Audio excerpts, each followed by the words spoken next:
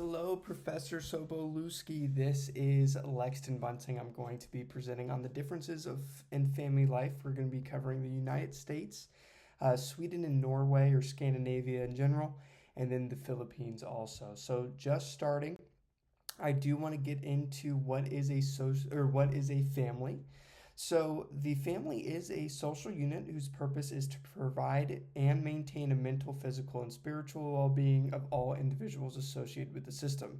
Now, in that definition, you can see that family does not have to be biologically related, as there are many types of family systems that exist within the sociological perspective.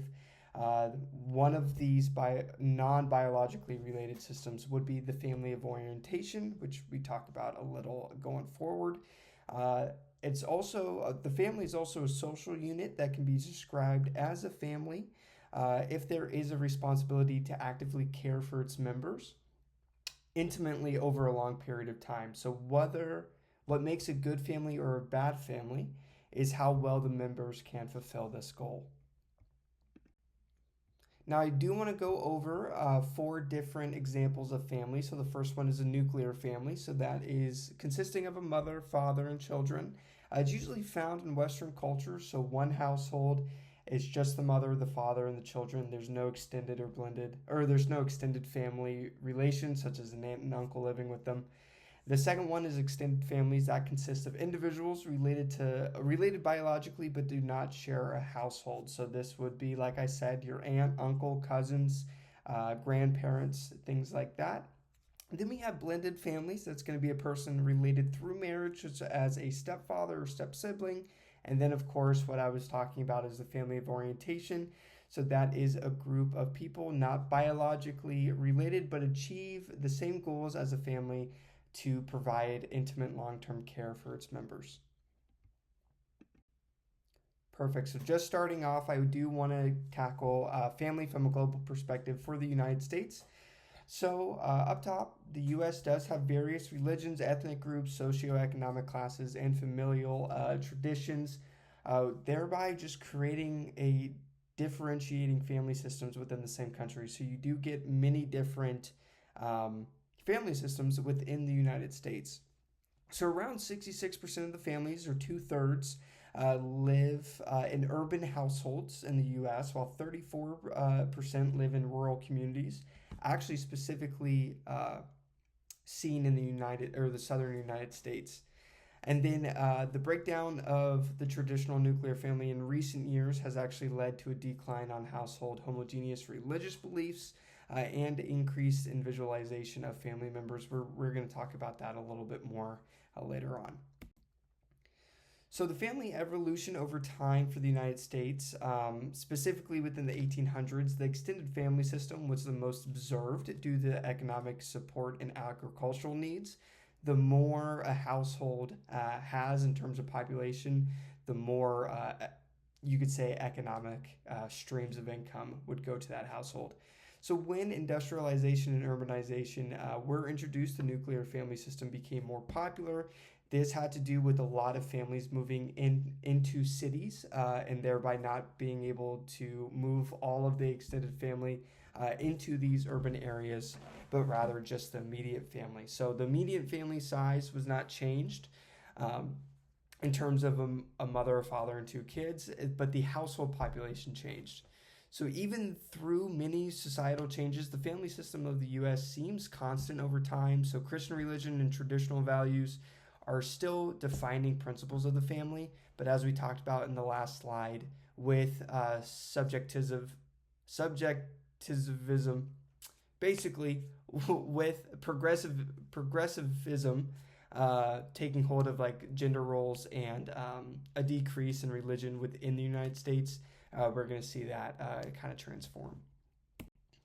So for the Christian worldview perspective on the United States, so while the nuclear family and Christian values are still common among households, like I said, individualization and progressivism on gender roles can create many new modern family types. I do want to state that 1 Peter 3:1 gives the reasoning to specific gender roles within the household, some family systems are not upholding in the United States just to do with socioeconomic reasonings or social subjectivism. Thank you. Sorry. Um, Lastly, individualism could create imbalanced cohesion and disagreements within the household. I do want to state Proverbs 11:29 states, "Whoever troubles in his own household will inherit the wind," while the I can't see that. Oops. Okay, well, we are continuing. So, family from the global perspective. So, Sweden and Norway. So, the nuclear family is most commonly observed in Scandinavia among the socioeconomic groups. Extended family is not connected to the immediate household for economic or moral support. So, we do not see the extended family really in cohesion with the immediate family here. Commonly, both parents do work to support the family. So you don't see the father, a patriarchal head of household here. You actually see both parents come together for economic support. There is a homogeneous ethnic population that creates kind of a family standard in Sweden and Norway. There is a low emphasis on religious traditions also within the household that creates more of a policy-driven definition of family dynamics. So you do see that on like a governmental or an institutional level, presumably with the creation of the welfare state. So family evolution over time. Extended family structure was also very common during the 1700s and 1800s. The most common was called a manorial community, or basically a lead family would economically support other families within the area. So let's say there was a merchant living in a manor, quote unquote, that's why it's called manorial, supporting the agricultural farmers within the area, or even manufacturers of, let's say, iron or steel goods there. So the socioeconomic cultural divide between lower income families and higher income families is definitely seen in historical evidence just due to the nature of occupational status. So the merchant, let's say, would not really interact with those of the farming occupational status there. There is a decrease of religious values as we get into modernization and globalization. Also, industrialization and the establishment of a welfare state created a standard of that nuclear family, like I said, in that institutional state there. So, for the Christian worldview perspective for Sweden and Norway, it shares a lot of similarities to the United States. So, Sweden and Norway have also become increasingly individualized and less religious, thereby creating subjective gender roles and family systems to fit economic needs and social norms. So it's not a blatant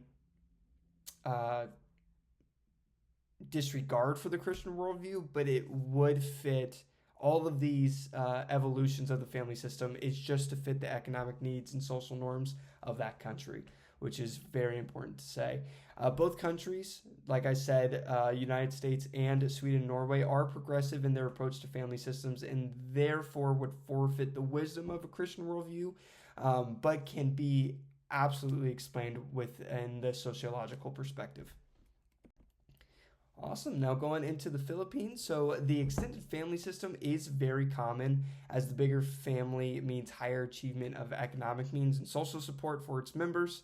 Filipino families are also very religious in nature, thereby affecting family traditions and rituals, family responsibilities, and then family characteristics, which I thought was very interesting, such as patience. Also, another one is endurance. I also want to state that traditional religious values and large family systems provide a definite contrast to many U.S. and Scandinavian families.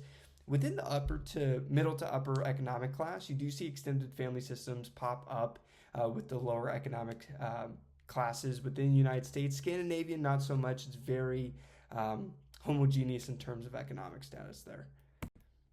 Awesome. So family evolution over time. While the extended family system was still common historically, the household population was much larger in the past.